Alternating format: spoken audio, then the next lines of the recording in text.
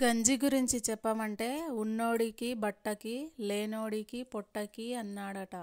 భోజనానికి వేళలు చెప్పండి అని ఓ పండితుణ్ణి అడిగితే లేనోడికి దొరికినప్పుడు ఉన్నోడికి అరిగినప్పుడు అన్నాడట. ఎప్పుడు నవ్వుతూ ఉండేవారిలో చెప్పలేనంత దుఃఖం చాలా ఉంటుంది. కానీ ఎవరితో చెప్పుకోలేరు. ఎందుకంటే మన బాధను కూడా హేళన చేసి నవ్వుకునే సమాజంలో బ్రతుకుతున్నాం మనం. అందుకే నవ్వుతూ ఉంటూ బాధను మర్చిపోయి ముందుకు వెళ్ళాలి.